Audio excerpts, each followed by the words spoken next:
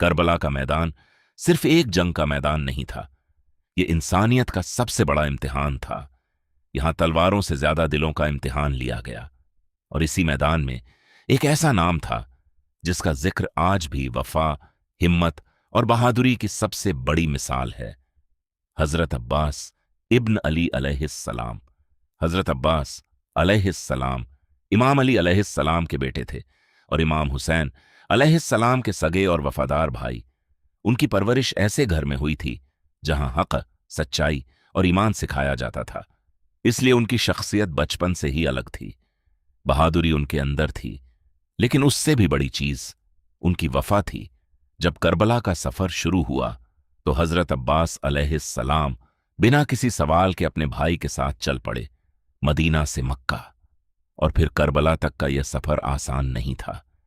रेगिस्तान की गर्मी थी, दुश्मनों का खतरा था और हर कदम पर इम्तिहान था। लेकिन हजरत अब्बास ने कभी पीछे मुड़कर नहीं देखा। करबला पहुंचते ही हालात बदल गए। यजीदी लश्कर ने पूरा इलाका घेर लिया और फिर सबसे बड़ा जुल्म किया गया। पानी बंद कर दिया गया। दरियाए फुरात बहुत पास था, लेकिन खेमों तक एक बूंद पानी नहीं पहुंचने दिया गया। बच्चे प्यास से तड़प रहे थे और औरतें बेचैन थीं।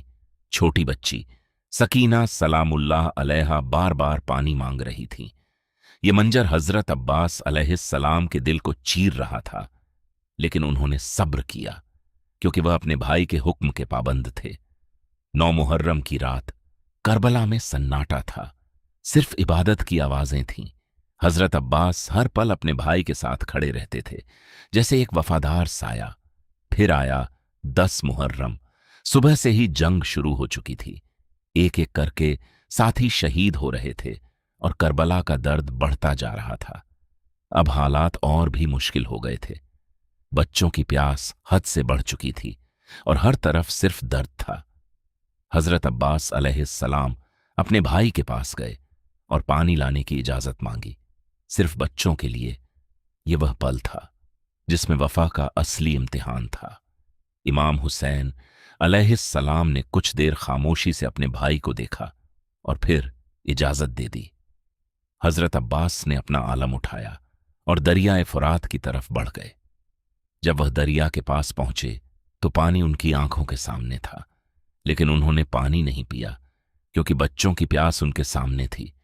उन्होंने मश्क भर ली और वापस चल पड़े, लेकिन रास्ता अब आसान नहीं था। यजीदी लश्कर ने उन्हें घेर लिया और चारों तरफ से हमला शुरू हो गया। हजरत अब्बास का एक ही मकसद था, मश्क को बच्चों तक पहुंचाना।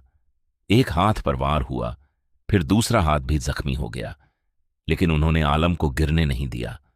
अब उनका शरीर कमजोर हो रहा था, लेकिन उनकी वफा अभी भी मजबूत थी। वह जमीन पर गिर चुके थे, लेकिन उनका ईमान अब भी जिंदा था।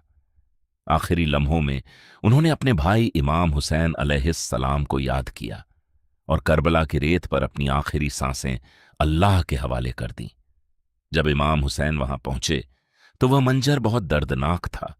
एक भाई अपने वफादार भाई के पास खड़ा था और करबला की रेत गवाही दे रही थी उस वफा की जो कभी खत्म नहीं होगी। हजरत अब्बास अलैहिस्सलाम की शहादत सिर्फ एक कहानी नहीं थी, यह वफा की सबसे बड़ी मिसाल थी। आज भी हजारों साल बाद उनका नाम जिंदा है क्योंकि वफा कभी मरती नहीं।